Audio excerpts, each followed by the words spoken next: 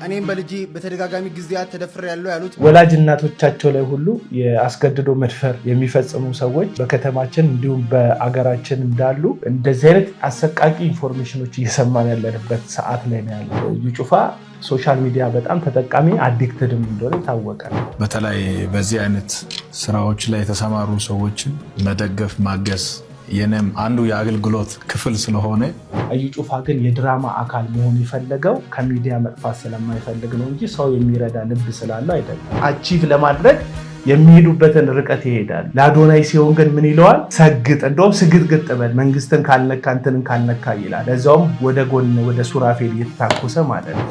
እናንተ እዚች ጋር የምትለፉት ነገር እዚህ ጋር የሆነ ሰው እያበላሸው። ትምህርት ሚኒስቴር ዝም ማለት አለበት ወይ?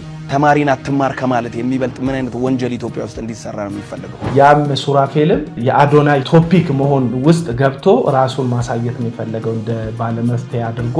እዩ ጩፋም ደግሞ ከአዶናይ ጎን ቆሞ በአዶናይ ተቀባይነትን ለማግኘት ሱራፌልን ነው እየተናገረ ያለው።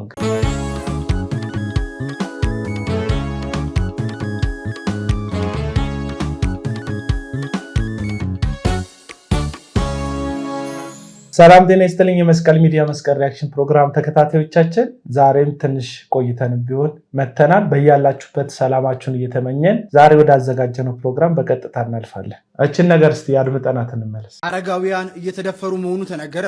ሪፖርተር ጋዜጣ ባጋራው መረጃ አረጋውያን በልጆቻቸው፣ በልጅ ልጆቻቸው፣ በጎረቤታቸውና የቅርብ ባሉት ሰው ይደፈራሉ። እኔም በልጄ በተደጋጋሚ ጊዜያት ተደፍሬያለሁ ያሉት በአዲስ አበባ ከተማ ነዋሪ የሆኑት የሶስት ልጆች እናት የሆኑት የ63 ዓመቷ አዛውንት ናቸው።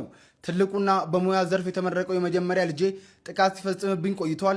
እንደ ጫት፣ ሲጋራ፣ መጠጥ ያሉት ሰዎች አሉበት የሚሉት እናት እሳቸው ግልጽ ሆኖ የደረሰባቸውን ጥቃት ተናገሩ እንጂ ጥቂት የማይባሉ አረጋውያን ወሲባዊ ጥቃት እየተፈጸመባቸው ለማንም እንደማይተነፍሱ ገልጸዋል። ልጃቸው እሳቸው መድፈር ሲጀምር ዕድሜያቸው 55 አካባቢ የነበረ ሲሆን ድርጊቱን በተደጋጋሚ ሲፈጽምባቸው ለፖሊስ አመልክተው እንዲታሰርና ከቤት እንዲወጣ እንደተደረገ፣ ነገር ግን አሁን ላይ ልጃቸው ይሙት ይኑር የሚያውቁት ነገር እንደሌለ እኚህ እናት መናገራቸውን ሪፖርተር አስነብቧል።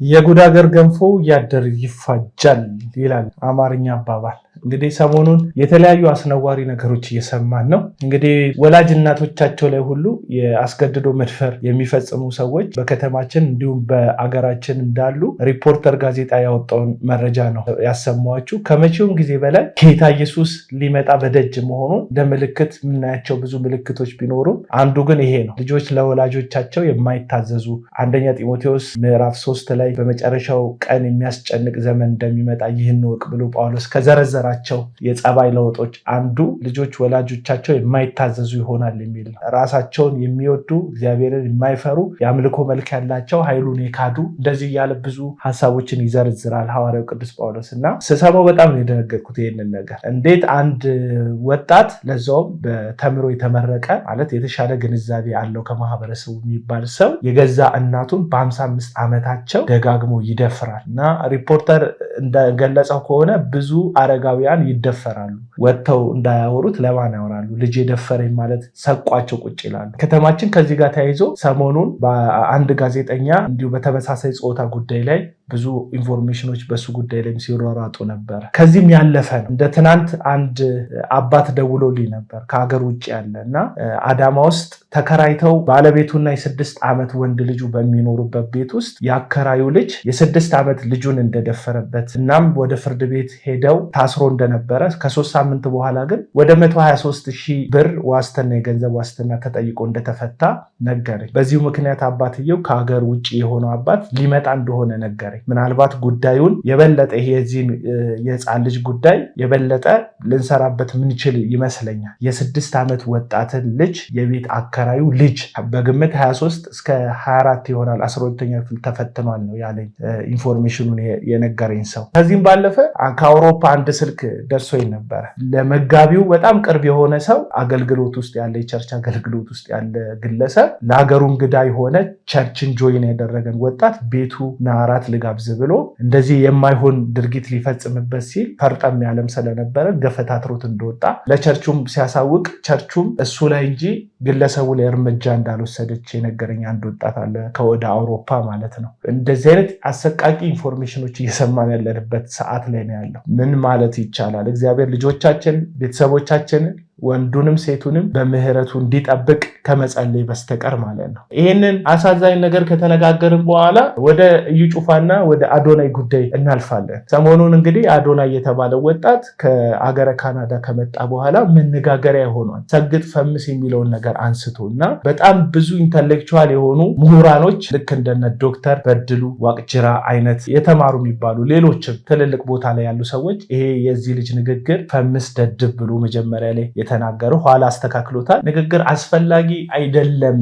ይህን ነገር መናገሩ ትውልድን ያቀነጭራል፣ አገርን ወደኋላ ያስቀራል ብለው ተናግረው ነበር። ይህንን ሐሳብ ከሞገቱት ሰዎች አንዱ ሐሰተኛው ራሱን ነብይ ያለ ቢጠራው ሱራፌል ነው። እንግዲህ እንደምታውቁት ሱራፌልም ቪዲዮ ትንሽ አድምጠን እንመለሳለን። ትምህርት ሚኒስቴር በተለይ ፕሮፌሰር ብርሃኑ ነጋ እየሰራ ያለው ነገር በጣም አፕሪሺየት የሚደረግ ነው። በተለይ የትምህርት ኳሊቲን በኢትዮጵያ ውስጥ ለማምጣት ትልቅ ስራ እየሰራችሁ እየደከማችሁ እንደሆነ እናውቃለን። ፊት ለፊት ዛሬ መጥቼ የምናገርበት አንዱ ነገር ምንድነው የተበረዘና የተመረዘን አመለካከት ልበለው የሚያስፋፋውን ይሄንን ከልት የሆነውን ነገር መንግስት ዝም ማለቱ ወይም የትምህርት ሚኒስቴር ዝም ማለቱ ለኔ አግራሞት ፈጥሮብኛል። እናንተ እዚች ጋር የምትለፉት ነገር እዚህ ጋር የሆነ ሰው እያበላሸው ነው። ስለዚህ ትምህርት ሚኒስቴር ዝም ማለት አለበት ወይ? ተማሪን አትማር ከማለት የሚበልጥ ምን አይነት ወንጀል ኢትዮጵያ ውስጥ እንዲሰራ ነው የሚፈልገው? አታጥና፣ ዶክተር መሆን ምንም አያደርግልህም፣ ሰነፉን እንደዚህ አይነት እርኩስ የሆነ ነገር መንግስት እንዴት እንደታገሰው አላውቅም። አገርን ከማሳደግ ጋር ትውልድን ከመቅረጽ ጋር ካለው ከመንግስት ፖሊሲ ጋር ፈጽሞ የሚጋጭ ነው። የሚቀጥለው ዘመን ላይ ትውልድ ሀገርን መረከብ የማይችል በጫት በድራግ በፖርኖግራፊ በተለያየ አይምሮ የፈዘዘ ክሬቲቪቲ የሌለው ራሱን እንኳን ማስተዳደር የማይችል ካልጋ የማይነሳ ወንዱ እንደ ሴት ድሬስ አድርጎ እንደ ሴት አክት እያደረገ የሚኖርባትን ሀገር ለመፍጠር ሌላ አጀንዳ ይዞ የሚንቀሳቀስ የክፉ መልእክተኛ ነው። እንደሰማችሁት ነው እንግዲህ ሱራፌል ለትምህርት ሚኒስቴር እንዲሁም ለመንግስት ጥሪ ያቀርባል። ልጆቻችን እንደዚህ እያሉ ነው ይላል። በእርግጥ ሱራፌል የተናገረው ሐሳብ ላይ ምንም ቅሬታ የለብኝም፣ ምክንያቱም ትክክለኛ ሐሳብ ነው የሰጠው። ግን ሱራፌል እሱ ወቃሽ በሆነበት በዛ ጉዳይ ላይ ትውልድን በማቀንጨርም ሆነ ወደኋላ በማስቀረት የትውልድን የአእምሮ ፈጠራ በመገደብ ዙሪያ የእሱስ አስተዋጽኦ የለበትም ብለን ከዚህ በፊት የሰራነው ሪያክሽን አለ። እንደምታውቁት ሱራፌል ካናዳ ሄዶ ፕሮግራም አዘጋጃለሁ ለታመሙ ሰዎች ጸልያለሁ ብሎ ገንዘብ ሰብስቦ ዘይት ሽጦ ህዝቡን ቀጠሮ ቀጥሮ ፕሮግራሙ ላይ አገልግሎት ሳያገለግል የደስታው ሳስከፍሏቸው እልም ብሎ ብሩን ሰብስቦ እንደመጣ ይታወቃል። ይሄንን ተደጋጋሚ የሚያደርገው ነው። ለበሽተኛ ጸልያለሁ ብሎ ሐሰተኛ ትንቢት ያመጣል፣ ሐሰተኛ መልእክት ያመጣል፣ የማይሆኑ የእግዚአብሔርን ቃል ሐሳብ እያጠመመ ለገዛ ሀብት ማከማቻነት ይጠቀማል። የታወቀ ነው እና እውነት ያወራከው ነገር ትክክል ቢሆንም አንተም ግን ከአዶንያስ በተሻለ እንደውም በሚብስ መልኩ ለትውልድ መቀንጨር ለትውልድ ወደኋላ መቅረት ተጠያቂ ማትሆንበት ምክንያት የለም። በግልህ ማለት ነው ሐሳብ ጋር ባልጣላም ማለት ነው። ሶ ይሄንን ተከትሎ አዶናይ 2 ጊዜ የዩ ጩፋን ቢሮ እንዳንኳኳ መመልከት እንችላለን። የመጀመሪያው እንግዲህ ለትውስታ እንዲሆናችሁ እንከፍተዋለን። አሁን ወደ ውስጥ ልንገባ ነው፣ እዩ ጩፋ እንድናገኘው ማለት ነው። እስኪ ምን እንደሚመስል አብረን እንየው። እንግዳ ይዘን መተናል። እንግዳ ይዘን መተናል። እንዴት ናችሁ? ሰላም ሰላም ሰላም ሰላም። ቤተሰብ እንዴት ናችሁ? ታስቦበት የተቀረጸ ቀረጻ እንደሆነ ያስታውቃል እኮ። ግን በቃ ፎርማሊ ዝም ብለው አየር ላይ ላይቭ እያስተላለፉ እዩ ጩፋ ሳያቅ የጽህፈት ቤቱ ራሱ ወስኖ እሱ ጋር እንዲሄዱ አድርገው ነው ድራማ የሰሩት። ያው እዚህ ጋር የተለመደ ድራማ ብቻ አይደለም፣ የአጋንንት ድራማ ይሰራሉ። ያልወጣ አጋንንት ወጣ ይላሉ፣ ያልተፈጠረ ተአምር ተፈጠረ ይላሉ። ከዛ ጋር ተያይዞ አዶናይም ያው ቲክቶከር እንደመሆኑ ቲክቶከር ደግሞ ታውቃላችሁ በድራማ የታጀበ ህይወት ነው ያለው አብዛኛው ቲክቶከር። ከዛ ጋር ተያይዞ የድራማው አካል ሆኗል እዚህ ቪዲዮ ላይ። ሰላም አለን አለን ሰላም አላችሁ? አረፍ በሉ።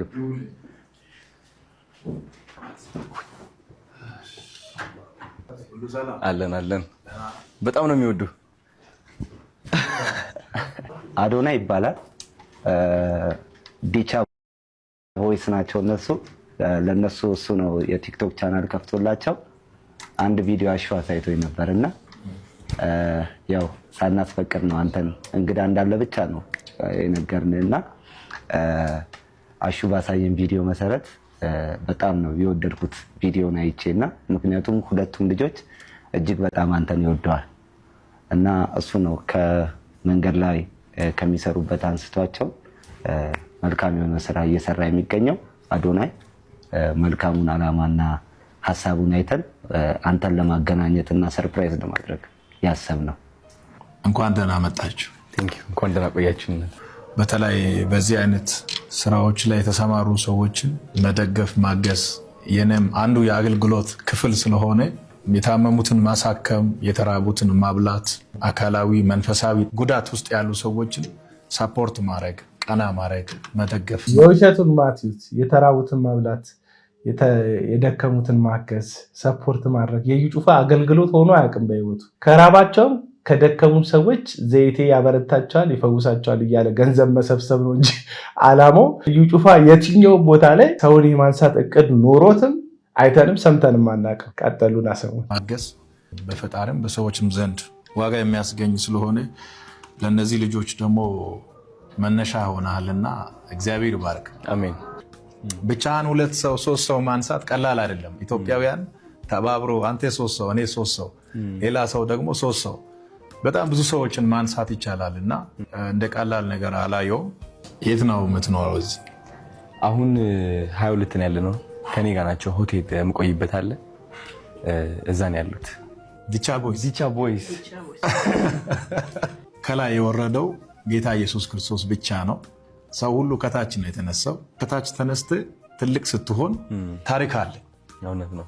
ብዙ አይነት የህይወት ቻሌንጆችን አልፈ ወደ ትውልድ ስትወጣ መንፈሳዊ ታሪክም አይጠፋም፣ አካላዊ ህይወት ላይ የፈጠርከው ተጽዕኖም አይጠፋም እና ጥሩ ነው። እነሱም ከዚህ አይነት ቦታ ዝቅተኛ ስፍራ መነሳታቸው በጣም ክፍል 2 ይላል እና ክፍል 2ን አምጥተው ክፍል 2 ላይ እንግዲህ ያ ልጅ ገብቶ ያስተዋወቀው እዩ ጩፋ ቻቦይስ ይባላሉ አዶናይ ይባላል ብሎ እንደ አዲስ እያስተዋወቀ ያለ የድራማውን ክፍል ታዩታላችሁ። እዩ ጩፋ ሶሻል ሚዲያ በጣም ተጠቃሚ አዲክትድም እንደሆነ የታወቀ ነው። የሚደረገውን እያንዳንዱን ነገር ሶሻል ሚዲያ ላይ ይከታተላል እና አዶናይን ላያቆም ይችልበት ምንም ምክንያት የለም። አዶናይ የተባለው ልጅ እነዚህ ልጆች ማንሳቱ ይበል የሚያስበል ነው። በእርግጥ ጎዳና ላይ የወደቁ ልጆች አይደሉም። ሊስትሮ ዕቃ ይዘው ህይወትን እየታገሉ ለማሸነፍ እየጣሩ ያሉ ትጉ ሰራተኞች ናቸው ልጆቹ። ግን እነዚህ ልጆች መደገፉ ማገዙ ራሱን ችሎ ይበል የሚያሰኝ ቢሆንም እዩ ጩፋ ግን የድራማ አካል መሆን የፈለገው ከሚዲያ መጥፋት ስለማይፈልግ ነው እንጂ ሰው የሚረዳ ልብ ስላለው አይደለም። በተደጋጋሚ ጊዜ ከምስኪኖች፣ ከበሽተኞች፣ ከወደቁ ሰዎች በጣም ብዙ ነገርን ሲያደርግ ስለተመለከትን ልቡ እንደሌለው ማወቅ ችለን ወደሚቀጥለው ቪዲዮ እንሄዳለን። አሁን የምከፍትላችሁን ቪዲዮ ተመልከቱት። ቀደም እዩ ጩፋ የለበሰው ልብስ አዶናይ የለበሰው ልብስ ሌላ ነው። ሁለተኛ ዙር አዶናይ እዩ ጩፋ ቢሮ ተገኝቶ ነበር። የተገኘበትን ምክንያት እናወራበታለን። መልእክታቸውን ስሙት። ግጥህ ረግጥህ አልሰማም ብለህ ታርጌትን ምታ ነው። የመረዳት አቅሙ ትንሽ የሆነ ሰው መሰገጥ የሚለውን ቃል ወስዶ ሱሪ አውልቆ ሊሄድ ይችላል። ይሄ የልጁ ጉዳይ ነው። በመቶ ጤናማ ውስጥ አንድ እብድ አይጠፋም። ይሄ ይጠበቃል። ምንም ብታስተምር አዶናይ ሀገር እያጠፋ ነው ብሎ መንግስት ጣልቃ ግባ፣ ትምህርት ሚኒስቴር ጣልቃ ግባ ማለት በጣም የወረደ ከመሬት በታች የሆነ አስተሳሰብ ነው። አዶናይ የሚያስተምረው ትምህርት አገርን ከጎዳ፣ ትውልድን ከጎዳ፣ ብሔርን፣ ፖለቲካን፣ ሃይማኖትን የሚነካ ከሆነ መንግስት ራሱ ያያል። በቂ በላይ የሆነ አይን ያለው መንግስት። ቲክቶኩ ስላለ ሁሉም ሰው እንደዚህ ስልክ አድርጎ ማንኪያ ከእጁ ሲወርቅ መንግስት ይላል። ፍሪጁ አልከፈት ስል መንግስት ይላል። በሁሉ መንግስት ይላልና ቲክቶኩ ያመጣው ትሬንድ ነው። ይሄ ትሬንድና ሁሉም ሰው መንግስት ስላለ መንግስት ለሁሉም ሰው አቤት አይል። መንግስት የራሱ አሰራር አለው። መንግስት የራሱ ህግ አለው፣ ህገ መንግስት አለው። የሰዎችን የሀገርን ደህንነት እስካልነካ ድረስ እንደፈለገ አንድ ሰው ማራመድ ይችላል። በዚህ ነገር ላይ ዝም ብሎ ሰዎች መንግስት ትምህርት ሚኒስቴር እቺን ነገር መንግስት ትምህርት ሚኒስቴር እያለ የሚነካካው ሱራፌልን ነው። በቤተሰብ ጸብ መሀል ላይ ገብተን አናስታርቃቸውም። ያው ሐሰተኛ ለሐሰተኛ የጥቅም ጉዳይ ሊያጋጫቸው ይችላል። ያም ሱራፌልን የአዶናይ ቶፒክ መሆን ውስጥ ገብቶ ራሱን ማሳየት ነው የፈለገው እንደ ባለመፍትሄ አድርጎ። እዩ ጩፋም ደግሞ ከአዶናይ ጎን ቆሞ በአዶናይ ተቀባይነትን ለማግኘት በሱ ተቃራኒ ቆሞ የተናገረውን ሱራፌልን ነው እየተናገረ ያለው። እንግዲህ ያው በቤተሰብ ጸብ መሃል አንገባም ብለናል፣ እንለፋቸው። አዶናይ ከዚህ በፊት አንድ ቪዲዮ ሰርቶ ነበር። በቃ ካሁን በኋላ ፈርቶ ማለት ሰግጥ የሚለውን ነገር አንጠቀመው፣ ምክንያቱም ያላሰበው ተቃውሞ መጣበት። ብዙ ተቀባይነት፣ ብዙ ጭብጨባ፣ ብዙ ነገር ልጁን አደመቀውና ድንገት ከዛም ያላሰባቸው ተቃዋሚዎች ብቅ ሲሉ በቃ ይሄን ነገር አንጠቀመው ብሎ ነበር እና ከወደ እዩ ጩፋ ኤክስፒሪየንስ አለ፣ ካውንስሉን የመቃወም ኤክስፒሪየንስ አለ፣ ህዝብን የማስቀየም ኤክስፒሪየንስ አለ፣ የሌላውን ቤተ እምነት የመተናኮል ኤክስፒሪየንስ በደንብ ነው ያለው። እዩ ጩፋ ብዙ ጊዜ ሰዎች የሚቆጡበትን ነገር ያደርግና እግዚአብሔር እንዳጸናው እንዳበረታ አይነት ነገር ሆኖ በዛው ጥፋቱና በዛው አመፁ የመቀጠል ባህሪ ስላለው ከዚህ በፊትም ያደረገው እንደዛ ነው። ካውንስሉ እናንተ ማናችሁ ምናምን አለና አላፈናፍን ሲሉት እሱም ይቅርታ ጠየቀና ልጁ ይቅርታ ከጠየቀ በኋላ እንደውም መሰገጥ ሳይሆን ስግጥግጥ ማለት ነው ያለብህ ማለት የለበት። ስለመሰገጥ ካወራ እዩ ጩፋ ካውንስሉን እና መሪዎቹን ባለፈው ሰድቦ ሲያበቃ እዛ ውስጥ የቦርድ አባል ለመሆን 2 ጊዜ መግለጫ ሰጥቶ ይቅርታ ለምን ይጠይቃል? ራሱ አያችሁ፣ ለራሳቸው ጊዜ ሲሆን አጣብቂኙ ሲገቡ ይቅርታ ጠይቀው ፍላጎታቸውን አቺቭ ለማድረግ የሚሄዱበትን ርቀት ይሄዳል። ለአዶናይ ሲሆን ግን ምን ይለዋል? ሰግጥ፣ እንደውም ስግጥግጥ በል፣ መንግስትን ካልነካ እንትንን ካልነካ ይላል። ለዛውም ወደ ጎን ወደ ሱራፌል እየተታኮሰ ማለት ነው። አዶናይ የተባለው ወጣት ይሄ ተቀባይነቱ ይሄ በሰው ልብ ያገኘው ጥሩ ይሁንታ ሳይጠፋ በፊት መልካም ነገሮች ማድረጉን ይቀጥል እንጂ ከመንግስት ባለስልጣን ጋር ከህጉ ጋር የሚያጋጨው ነገር ባያደርግ ጥሩ ነው ባይ ነኝ። ሚሊዮን የሚያክል ፎሎወር ያላቸው አሁን እስር ቤት ውስጥ የተወረወሩ ልጆች አሉ። አንዳንድ ጊዜ የፎሎወር ብዛት ጆሮን ይደፍንና የማይሆን ድርጊት አድርገን መንግስት ወይም ህግ ከለላ ውስጥ ከወደቅን በኋላ ምሳቃ መጥቶ የሚያቀብለን ሰው እስኪጠፋ ድረስ እንቆማለን። አዶናይ የያዘው ወንጌል አይደለም። ለወንጌል ብለህ ብትረሳ ብትጣል ብትወድቅ ጥሩ ነው። አዶናይ የያዘው ዓለማዊ የሩጫ ለምን ብሎ ዋጋ ይከፍላል? የትኛውን ህዝብ ነፃ ለማውጣት ብሎ ዋጋ ይከፍላል? እና የዩ ጩፋን ምክር ባሰማ ቢቀርብ ነው የሚሻለው ለማለት ነው ይህንን ቪዲዮ የምሰራው። ምክንያቱም ይሄ ሰው ለራሱ ጊዜ ሲሆን በመግለጫ የይቅርታ ይጠይቃል። አንተ ይቅርታ ስትጠይቅ ቢሮ ደግሞ ጠርቶክ እንደውም መሰገጥ ብቻ ሳይሆን ስግጥግጥ ማለት ነው ያለብክ የሚለው በአንተ ተቀባይነት በኩል ራሱን ለማሳየትና ተቀባይነት ለማግኘት ብሎ እንጂ ጭራሽ ለአንተ አስቡ አይደለም። ለአንድ ድሃ መበለት፣ ለታመመች በሽተኛ ሴት ያላሰበ ከምስኪኖች ከበሽተኞች ዘይትን በገንዘብ እየሸጠ ፈውስ ትገዛላችሁ እያለ የሚያጭበረብር የሚያምታታ ሐሰተኛ ነብይ መቼውንም ቢሆን የሰው በህይወት መኖር አሳስቦት ምክር አይመክርም እና ራስህን ከዚህም ግለሰብ ከምክሩም እንድትጠብቅ ነው። ከወደክ በኋላ ማንም ዞር ብሎ አይክም። ኦፍኮርስ እግዚአብሔር ግን ከወደቁት ጋር ስለሚኖር እግዚአብሔር ብትወድቅም ብትቆምም ከአንተ ጋር ሊሆን የሚችልበት ሁኔታ አለ። በምህረት ድምፁን ሰምተህ ወደ ልጁ መንግስትና ወደ ወንጌል ዞር ካልክ ማለት ነው። በተረፈ ግን እዩ ጩፋ እየነገረክ ያለው ወንጌልም አይደለም። ፖዚሽኑ ወንጌል የመናገር ነው የሚመስለው፣ ግን ሐሰተኛ ስለሆነ አንተ የምትወደው ነው የሚናገር። ሐሰተኞች እንደዚህ ናቸው በባህሪ ወገኖች፣ የምትፈልጉትን ነው የሚነግሯቸው። አሁን አዶናያስ መስማት የሚፈልገው እዩ ጩፋ ቢሮ ሄዶ ስለ ስግጥና ነው መስማት የሚፈልገው። ምክንያቱም አይዲዮሎጂው በጣም ብዙ መነጋገሪያ ሆኗል። ይህን ነገር ማናገር የለብህም ብለው በጣም ብዙ ምሁራን ሐሰተኛውን ሱራፌል ጨምረው ልክ አይደለም ብለውት ቻሌንጅ ውስጥ ገብቷል። ስለዚህ ይህ ጥያቄ ባለበት ሁኔታ እዩ ጩፋ ቢሮ ሲገባ ሐሰተኛ ነቢያት ምን ብያቸዋለሁ? በባህሪያቸው የምትፈልጉትን ነገር ነው የሚነግሯችሁ። ልጅ አታችሁ ነው ሄዳችሁ ስለ ልጅ ይነግሯቸዋል። ስለ ልጁ ስለ እግዚአብሔር ልጅ አይነግሯችሁ። አታችሁ ሄዳችሁት ገንዘብ ነው ፋይናንሻል ነገር ነው የቸገራችሁ፣ ፓስፖርት ይዛችሁ ውጭ መሄድ ፈልጋችሁ ነው ውጭ ስለሚሄድ ይነግሯቸዋል። የእግዚአብሔር እውነተኛ አገልጋዮች ግን የምትፈልጉትን ሳይሆን እግዚአብሔር የሚፈልገውን ይነግሯቸዋል። የልባችሁን ሐሳብ ሳይሆን የልቡን ሐሳብ ይነግሯቸዋል። እና በዚህ ሐሰተኛ ነቢይ ባትሸወድ ባይ ነኝ። እንግዲህ ይህን ፕሮግራም እንደተከታተላችሁት ነው። በኮመንት ሴክሽን ውስጥ ምቀኛ ምናምን የምትሉት የምንመቀኝበት እዩ ጩፋም ሱራፌልም ዮናታን አክሊሉም የሉ።